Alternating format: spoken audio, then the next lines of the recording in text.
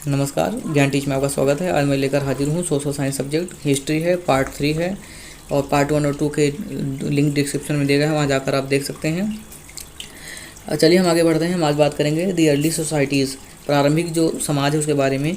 The people who lived in the Indian subcontinent about 2 million year ago can be described as hunter gatherers. This is due to the way in which they manage to find their food. 2 million साल पहले जो लोग भारतीय उपमहाद्वीप में रहा करते थे उन्हें शिकारी और संग्राहक कहा जा सकता है। ऐसा इसलिए क्योंकि उनके जो भोजन और को व्यवस्थित करने और उसको प्राप्त करने का जो तरीका होता था वो हंटिंग और गैदरिंग ही होता था, इसीलिए जो है उनको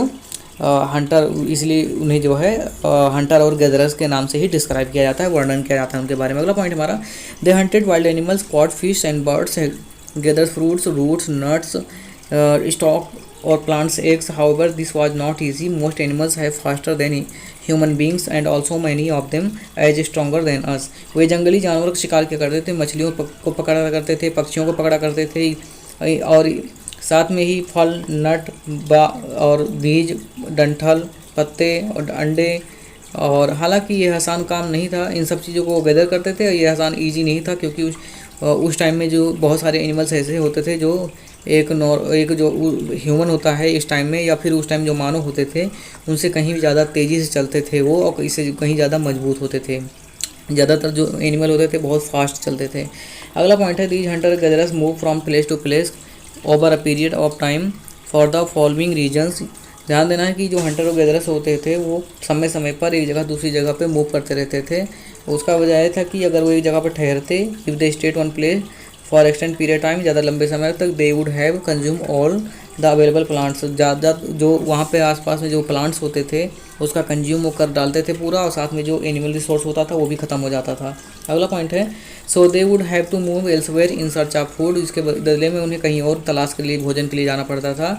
animals move from place to place in search of grass and leaves, क्योंकि जो एनिमल्स भी होते थे वो घास और पत्तों की तलाश में जो है और एक जगह दूसरी जगह जो है घूमते रहते थे। That is why those who hunted them had to follow those animals. और यही वजह है कि जो लोग जो है उनका शिकार करना होता था, जिन्हें उनका शिकार करना पड़ता था, तो वो उनके पीछे जो है फॉलो करते हुए आगे बढ़ जाते थे। अगला पॉइंट हमारा, plants and trees bear fruits in different seasons. Plant और पौधों में जो है अलग अलग सीजन में जो है अलग अलग प्लांट फ्रूट्स आते हैं। सो पीपल में है move from season two season in search of different kinds of fruits and vegetable. इसीलिए जो है लोगों को अलग अलग जो है मौसम में अलग अलग तरह के फ्रूट और वेजिटेबल के तलाश में जो है मूव करते रहना पड़ता है।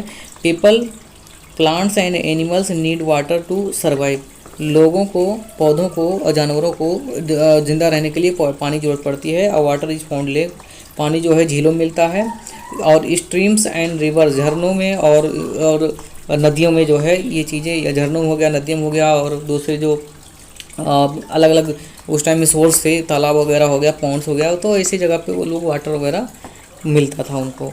Reverse and lakes can be perennial water present throughout the year और seasonal people moved from place to place in search of water.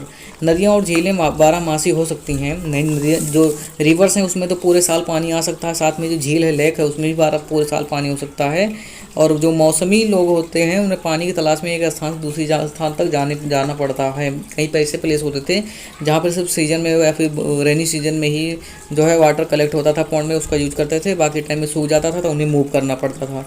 अगला पॉइंट है हमारा, प्री हिस्टोरिक पीपल है, पूर्व ऐतिहासिक लोग। We have come to know about these people because archaeologists have found stone tools and artefacts of these hunter और gatherers. Archaeologist ने पुरातात्व, हमें ये भी जानना जरूरी है कि इन लोगों के जो वेपन्स हैं, जो टूल्स हैं, आर्कियोलॉजिस्ट पुरातत्व ने जो है इनके हथियार को फाइंड किया है, उसके बारे में जानने की कोशिश की है। तो इस चीज़ का भी हमें ध्यान देना है कि किस तरीके से वो हंटिंग और गैदरिंग में उन टूल्स का इस्तेमाल करते थे।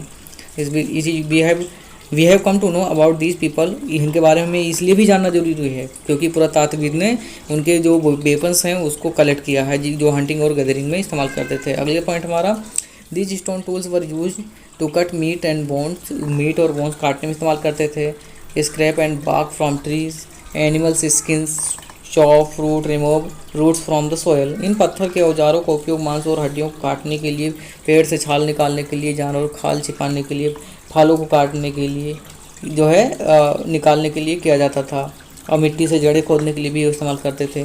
तो इस तरह के वेपन्स थे जो उस टाइम में इस्तेमाल किया करते थे। कुछ नाइफ टाइप का है सब, ये स्टोन को घिस करके उसको जो है इस्तेमाल किया करते थे, धारदार बनाया करते थे। साथ में एक तरफ जो है लकड़ी का हिस्सा जोड़ देते थे, वो पकड़ने का काम आता था। इसमें देख सकते हैं आप। अगला पॉइंट है some important archaeology sites the palaeolithic age like Bhimbetka, Hunsgi and Kurnool caves have been found places where stone was found and where people made tool are known as factory sites। ध्यान देना है कि अगला some sites known as habitation site और are places people lived, these includes caves and rock shelter। तो Palaeolithic बोलते हैं कि जिस टाइम में लोग, जब भी पैलियोलिथिक या पूरा पाषाण युग आ जाए आपके सामने, तो इसका मतलब समझ लीजिएगा हम ऐसे पीरियड की बात कर रहे हैं जिस टाइम में पीपल जो है अर्ली टाइम में सिर्फ शिकार करके जो है अपनी ज़िंदगी गुजारा करते थे, जीवन यापन करते थे। युग के कुछ महत्वपूर्ण पुरातात्विक स्थल जैसे भीमबेटका है, हंसगी है और कुरनूल गुफाएं मिली हैं। तो ये एग्जाम में आ जाए कि कौन सी पैलियोलिथिक पीरियड की गुफाएं हैं, उनके नाम बताइए, या फिर उसमें ऑप्शन दिया रहेगा तो आपको हंसगी और कुरनूल के बारे में ध्यान रखना है। ये ऐसे जगह थे जहाँ पर पत्थर पाए जाते थे और जहाँ लोगों द्वारा बनाए गए उपकरण कारखाने के स्थलों के रूप में जाने जाते थे, जहाँ पर वो वेपन्स वगैरह तैयार किए जाते थे, जहाँ पर वो टूल्स और को इस्तेमाल किया जाता, टूल को तैयार किया जाता था। कुछ साइट भी हैं जहाँ पर वो उनका प्लेसेस था जहाँ रहते थे वो, जहाँ लोग रहते थे। इनमें गुफाएं और रॉक शेल्टर शामिल हैं, उनमें गुफाएं हैं और रॉक शेल्टर भी शामिल है। इस चीज़ का आपको ध्यान देना है। तो ये दो नाम हैं, इनको जरूर याद रखिएगा, हंसगी है और कुरनूल गुफाएं हैं। ऐसे स्थान जहाँ पत्थर पाए जाते थे और वहाँ पर एक तरीके से टूल भी इस्तेमाल किया जाता था, टूल बनाया जाता था। Natural caves and rocks shelter are mainly found in the Vindhyas and Deccan plateau. ध्यान देना बहुत इंपॉर्टेंट है। नेचुरल जो गुफाएं हैं वो आमतौर से जो शेल्टर में इस्तेमाल की जाती थी वो विंध्यास में और दक्कन प्लेटू में पाया जाता है, दक्कन के पठार में। इस चीज़ का ध्यान है। Many of these rock shelter are close to the Narmada valley. और बहुत सारी इसमें गुफाएँ ऐसी हैं जो कि नर्मदा नदी के, नर्मदा घाटी के बिल्कुल करीब हैं। तो प्राकृतिक गुफाएं रॉक शेल्टर मुख्य रूप से विंध्य दक्कन पठार में पाए जाते हैं। इनमें से कई रॉक शेल्टर हैं जो नर्मदा घाटी के करीब हैं। इस चीज़ का आपको ध्यान देना है। थैंक यू, धन्यवाद। अगर चैनल को सब्सक्राइब नहीं किया सब्सक्राइब कीजिए, लाइक करिए, बेल आइकन को प्रेस कीजिए ताकि अगली वीडियो आप तक आसानी से पहुंच जाए। Thank you.